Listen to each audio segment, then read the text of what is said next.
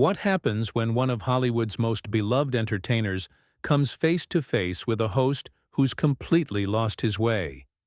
You won't believe what unfolds when Jamie Foxx sits down with Stephen Colbert for what was supposed to be a routine late-night appearance, only to witness one of the most shocking confrontations in television history. This isn't just another celebrity interview gone wrong.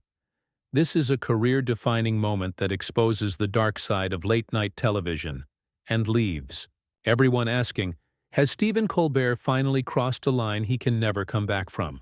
Before we get into this incredible story, make sure you hit that subscribe button and drop a comment below, because you're not going to believe what unfolds when these two powerhouses clash in front of a live studio audience. The Ed Sullivan Theater buzzed with anticipation as Jamie Foxx made his entrance onto the Late Show stage, flashing that trademark smile that has charmed audiences for decades. The crowd erupted in applause, their energy infectious as Foxx waved and took his seat across from Stephen Colbert. What should have been a celebration of Foxx's latest projects quickly transformed into something far more sinister.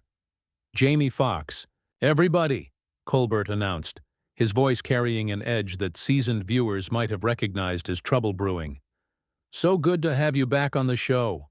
But there was something in Colbert's demeanor, a subtle tension, a forced quality to his smile that suggested this interview wasn't going to follow the usual script. Foxx, ever the professional, settled into his chair with the ease of someone who'd done thousands of interviews. "Stephen, always a pleasure to be here, man. Your audience is incredible tonight." The warmth in Foxx's voice was genuine, completely unaware of what was about to unfold. "Let's talk about your recent projects," Colbert began, shuffling his note cards with deliberate slowness. "You've been pretty vocal lately about some interesting topics." The way he emphasized interesting sent a chill through the studio, though the audience hadn't yet caught on to the undercurrent of hostility. Foxx's expression shifted slightly, his media-trained instincts picking up on something off in Colbert's tone. "Well, I've always believed in speaking my truth, you know? Whether it's through comedy, music, or just being real with people about what's happening in the world." "Your truth," Colbert repeated, leaning back in his chair with a smirk that didn't reach his eyes. "That's fascinating, because some might say your truth has been causing quite a stir lately, especially when it comes to certain conspiracy theories you've been entertaining." The studio atmosphere grew thick with tension as Foxx's face hardened. This wasn't the friendly banter he'd expected. "Hold up, Stephen. Conspiracy theories? I think you might be mischaracterizing what I've said." Colbert's mask was slipping now, revealing something uglier underneath. "Oh, I don't think I am, Jamie. You've made some pretty wild claims about what happened to you last year. Claims that some very reputable people might find problematic." The audience began to sense something was wrong, their enthusiastic energy giving way to uncomfortable murmurs. Foxx sat forward in his chair, his entire demeanor changing from relaxed celebrity to someone preparing for battle. "What exactly are you trying to say here, Stephen?" Foxx's voice carried a warning, but Colbert seemed determined to push forward into dangerous territory. "I'm saying that maybe, just maybe, you should stick to entertainment instead of spreading theories that could harm people's reputations, especially when those people have been nothing but supportive of your career." Colbert's words dripped with condescension, each syllable calculated to provoke. The moment hung in the air like a loaded gun, and everyone in that studio could feel that something irreversible was about to happen. Jamie Foxx's eyes flashed with a dangerous intensity that anyone who knew him recognized as a line being crossed. "Stephen, I'm going to give you one chance to walk that back," he said, his voice dropping to a tone that cut through the studio's tension like a blade. "Because what you're implying right now isn't just disrespectful, it's downright slanderous." But Colbert seemed emboldened by the confrontation, leaning forward with that trademark smirk that had once seemed charming, but now appeared sinister under the studio lights. "Slanderous? That's a big word, Jamie. Almost as big as the claims You've been making about certain powerful people in Hollywood. You know, the ones who helped make your career what it is today. The audience was now visibly uncomfortable, some shifting in their seats, others exchanging worried glances. This wasn't the late-night entertainment they'd come to see. This was something much darker, more personal, and infinitely more dangerous. You want to go there? Fox's voice carried 25 years of industry experience. Every slight, every battle, every moment of having to prove himself crystallizing into pure steel. Because if we're talking about careers, let's talk about how yours has been built. On taking cheap shots at people while hiding behind your desk like a coward. The insult hit its mark. Colbert's facade cracked completely, revealing something ugly and vindictive underneath. Coward? That's rich coming from someone who's been spreading paranoid delusions about the very industry that made him a millionaire. Tell me, Jamie, when exactly did you decide that biting the hand that feeds you was a smart career move? The hand that feeds me? Foxx stood up abruptly, his chair rolling back with enough force to make the camera operators scramble to adjust. They're shots. Man, you've got this whole thing twisted. I built my career on talent, not on kissing the right rings or staying quiet when I should be speaking up.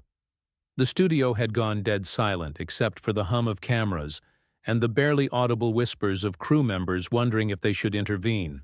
Colbert remained seated, but his knuckles were white as he gripped his note cards, clearly not expecting Foxx to push back this hard. "Staying quiet," Colbert repeated mockingly. "Is that what you call your recent social media posts? Your interviews, where you've suggested that your medical emergency wasn't exactly natural? Because from where I'm sitting, that sounds less like speaking up and more like speaking out of turn." The accusation hung between them like a gauntlet thrown down, and everyone in that studio knew they were witnessing something that would be talked about for years to come. Fox's jaw tightened, his entire body language shifting from defensive to purely aggressive. "So that's what this is really about," he said, his voice carrying a mixture of disgust and revelation. "You brought me on here not for an interview, but for an ambush. You want to discredit me, make me look crazy, make people think I'm some kind of conspiracy theorist who can't handle what happened to him." Colbert's silence was answer enough, but his eyes glittered with something that looked disturbingly like satisfaction. The trap had been set, and he thought he had his prey exactly where he wanted them. But Jamie Foxx hadn't survived and thrived in Hollywood for decades by backing down from bullies, and what happened next would shock everyone. "You know what, Stephen?" Fox's voice dropped to a whisper that somehow carried more menace than any shout could have. "I see exactly what you're doing here. This whole setup, this ambush, it's not about journalism or entertainment. It's about silencing someone who's asking the wrong questions, isn't it?" Colbert tried to regain control, straightening his tie with shaking hands. "Jamie, I think you're being a little paranoid." "Paranoid?" Foxx exploded, his voice echoing through the stunned studio. "Paranoid? You bring me on your show under false pretenses, try to paint me as some kind of delusional conspiracy theorist, and then have the audacity to call me paranoid when I call you out on it?" The audience was now completely silent, some covering their mouths in shock, others pulling out phones despite strict no-recording policies. This was television history unfolding in real time, and everyone knew it. Colbert's mask had completely fallen away now, revealing something cold and calculating underneath. "What I'm trying to do is give you a chance to clarify some very concerning statements you've made. Statements that have worried a lot of important people who care about your well-being." "Important people who care about my well-being?" Foxx laughed, but there was no humor in it, only bitter recognition. "You mean important people who are worried about what I might say next, what I might remember, what connections I might make." The implication hung in the air like a toxic cloud. Colbert's face went pale, clearly not expecting Foxx to be this direct, this fearless about naming what couldn't usually be named on network television. I think you need to be very careful about what you're suggesting, Colbert said, his voice tight with barely controlled panic. There are legal implications to the kind of accusations you seem to be making. Legal implications? Foxx stepped closer to Colbert's desk, his presence now dominating the entire stage. You want to talk about legal implications?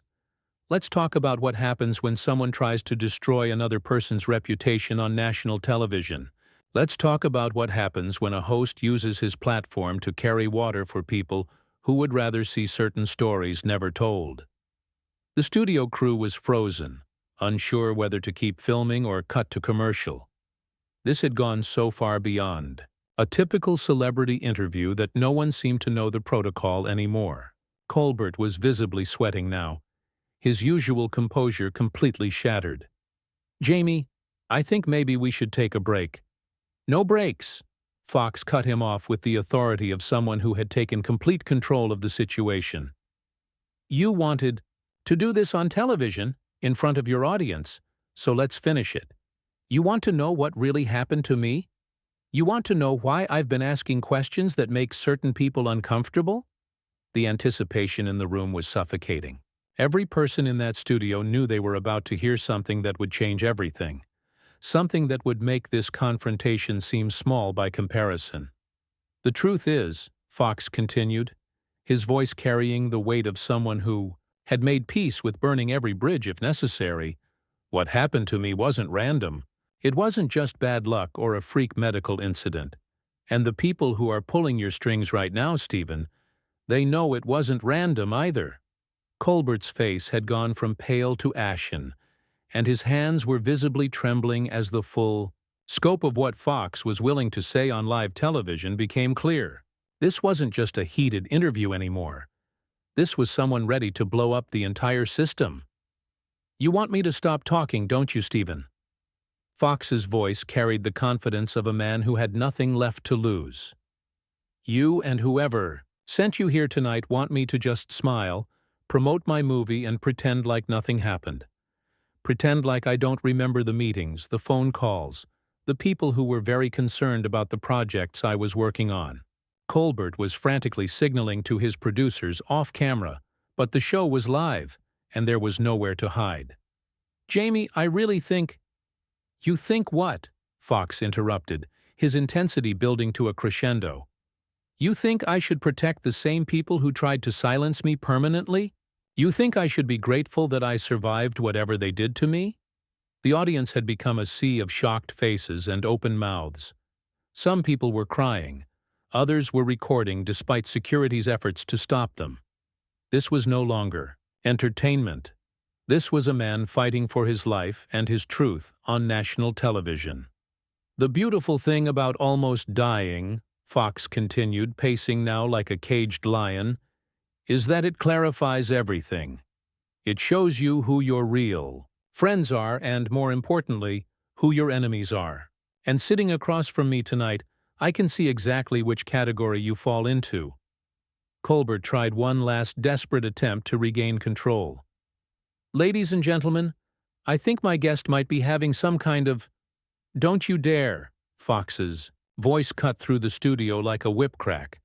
Don't you dare try to make this about my mental state. That's exactly what they want. To make anyone who speaks up look crazy, look unstable, look like they can't be trusted. The raw power in Fox's voice was undeniable. This wasn't the performance of someone having a breakdown. This was the testimony of someone who had stared death in the face and come back with dangerous knowledge.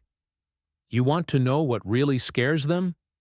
Foxx turned to address the audience directly, completely bypassing Colbert now. It's not that I survived. It's that I remember. I remember the conversations that happened right before I got sick. I remember the people who were suddenly very interested in stopping certain projects from moving forward. Colbert was now desperately trying to get the attention of anyone who could cut the feed, but the damage was already done. Millions of people were watching this unfold in real time, and there was no putting this genie back in the bottle. Stephen here thought he could intimidate me into silence, Foxx said, his voice carrying a mixture of disappointment and disgust. He thought he could use his platform to discredit me, make me look like some paranoid celebrity who couldn't handle success. But what he didn't count on was that I've been preparing for this moment for months. The studio fell into an eerie silence as the full weight of that statement hit everyone present. This wasn't a spontaneous outburst. This was planned, calculated, strategic. I knew they would try something like this, Foxx continued, his voice steady and certain. I knew they would send someone to try to make me look crazy on national television. What I didn't expect was that they would choose someone I once respected to do their dirty work. Colbert's face was now a mask of pure terror as he realized he had been outmaneuvered completely. This wasn't just an interview gone wrong. This was a trap, and he had walked right into it. But Foxx wasn't done yet, and what he was about to reveal would make everything that had happened so far seem like a gentle warm-up. You want to know the real reason I'm here tonight, Stephen? Fox's voice carried the weight of someone about to drop a nuclear bomb. It's because I have recordings, voice recordings, text messages, emails, all documenting the conversations that happened before my medical emergency. And guess whose voice is on some of those recordings? The color drained completely from Colbert's face as the implications hit him like a freight train. His mouth opened and closed like a fish gasping for air, but no words came out. That's right, Foxx continued, his voice now steady and methodical. You weren't just a hired gun, Stephen. You were part of the planning. Those late-night phone calls you made, thinking they were private? Some of them weren't as private as you thought. The studio audience was in complete chaos now. Some people standing, others shouting, security guards rushing to contain the situation. But Foxx remained calm in the eye of the storm he had created. The beautiful thing about being underestimated, Foxx said, pulling out his phone, is that people say things around you they shouldn't. Like this conversation from 3 weeks ago. He pressed play, and Colbert's own voice filled the studio speakers. We need to make him look unstable. If we can get him to lose his temper on live television, we can discredit everything he's been saying. Make it look like he's having some kind of breakdown. The recording was crystal clear, unmistakably Colbert's voice plotting the very ambush that had just unfolded. The audience erupted in gasps and angry shouts as the full scope of the deception became clear. Colbert tried to stand, his legs nearly giving out beneath him. That's taken out of context. Context? Foxx laughed, but it was a sound devoid of any warmth. Here's some context for you. He pressed play again, and another voice joined Colbert's on the recording, a voice that made several audience members gasp in recognition. Just make sure he doesn't get a chance to talk about the real reason for his hospitalization. We can't have him connecting those dots on national television. The studio fell into stunned silence as people began to process what they were hearing. This wasn't just about a heated interview. This was evidence of a coordinated effort to silence someone who had gotten too close to dangerous truths. So here's what's going to happen, Foxx said, pocketing his phone and straightening his jacket with the calm confidence of someone who had just won a war.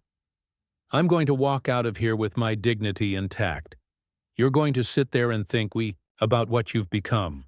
And tomorrow, the world is going to know exactly what kind of person Stephen Colbert really is. Colbert made one last desperate attempt to salvage something from the wreckage. You can't just destroy someone's career over what? Fox's voice cut through his protests like a blade. Over the truth? Over standing up to bullies and their enablers? Over refusing to be silenced by people who think they're untouchable? The confrontation had reached its inevitable conclusion. Foxx had come prepared for war, and Colbert had brought nothing but arrogance and overconfidence. The mismatch was now painfully obvious to everyone in that studio. Ladies and gentlemen, Foxx addressed the audience one final time, what you witnessed tonight is what happens when the truth meets those who would suppress it. Remember this moment, because it's not going to happen very often. With that, Jamie Foxx walked off the Late Show stage, leaving behind a stunned audience, a destroyed host, and a moment that would be replayed and analyzed for years to come. Colbert sat frozen in his chair, the weight of his exposed duplicity crushing down on him like a physical force. The cameras kept rolling, capturing every second of his humiliation as the audience began to file out, many of them pulling out their phones to share what they had just witnessed. The era of Stephen Colbert's credibility had ended not with a whimper, but with the devastating roar of truth finally unleashed.